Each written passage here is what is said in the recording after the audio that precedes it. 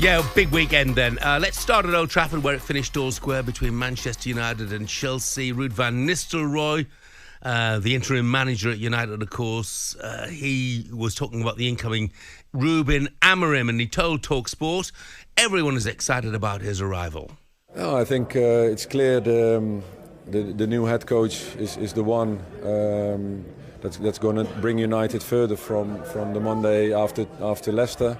And that's why we're all going to be behind him and supporting him to bring the club forward and help him in any possible way. And that's the belief at this moment in the club. Well, it's not surprising, is it? They couldn't possibly say, well, we're not looking forward to his arrival. Yeah. What did you make of United yesterday, Ali? I was a bit disappointed in the game, Jeff, to be honest with you. I thought it really failed to ignite a little bit.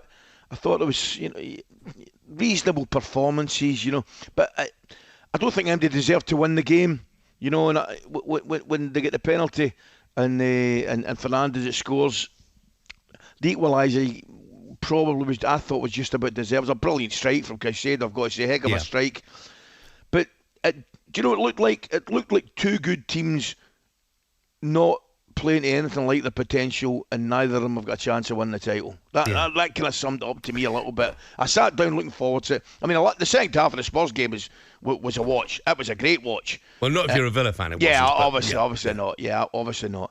But I just felt the game yesterday, the United-Chelsea game, failed to catch fire. If it was kind of burning away slowly, but failed to get going. Here's a question then, Coisty. Let's put you back in the managerial seat. If you had the choice of managing Manchester United's squad or Chelsea's, who would you take? I'd take Chelsea's right now. Yeah. Oh, absolutely. I'd take Chelsea's. I mean, I don't think it's...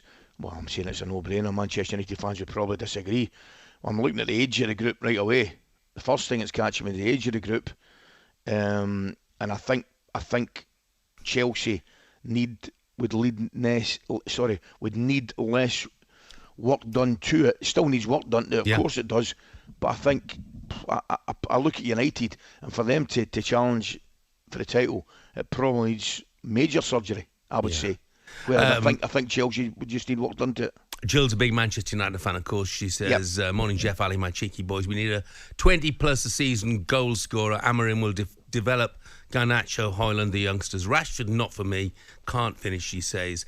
Martinez for captain, not Bruno. He was a lucky boy, by the way. Oh, I mean, I he was a very lucky boy. How can that be looked at and not be a red card? Nah, it's a red card all day, mate. All day. I mean, that's poor. I mean, it's really, really poor. You're just out. That's an old-fashioned going out to do somebody, that is, because you can see him lift a leg, and he's been done with a fantastic bit of skill. But I need to talk to you. Was it the first half he had the bit of skill, Palmer, where he takes the touch? Between players. What a touch. He just completely wrong foots and puts the two boys off balance. Yeah, I mean, beautiful. He was relatively quiet by his standards, wasn't he? But that moment absolutely lit up the game. But Martinez, red card all day. All day. Now, Enzo Maresco made a big claim about the quality of his squad post-match. I think I have one of the best squad in the Premier League, no doubt about this. And Moy belonged to the squad. But I know that you are always in my press conference. And since I arrived, I said that the first thing I said to the club when I met the club is that I was in love with the squad, because I think this squad is very good. So for me, we are one of the best squad in the Premier League. I said many times that the talent is not enough. We need to build more things, but we are in the right direction. Yeah, the building's going pretty well at the moment, isn't it? Just quickly, Ali, Arsenal 7 points off Liverpool after their defeat at Newcastle. And speaking on the Sunday session, former gunner Perry Groves had his say on their title hopes. What do you expect me to say? Yeah, we've got no chance. After 10 games, right, what has happened is the margin of error is getting smaller and smaller, because full well, Man City aren't playing nowhere near their peak at the minute, but we all know that there's every chance that they're going to kick in, when you get after the Christmas period, where they can go on a long unbeaten run. What this Arsenal team have to do is they have to find different ways of being creative. And I watched the game sporadically yesterday, before I obviously was working for talkSPORT.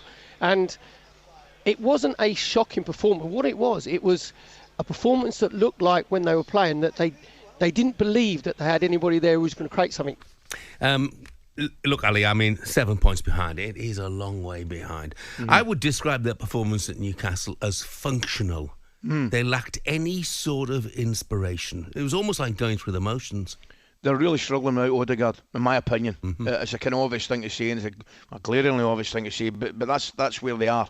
I mean, we can argue again the merits of an out-and-out centre forward, but I think you use a good word, because that, I mean, and Perry's correct as well. It's not as if they played poorly. You know, in parts of the game they played away fine.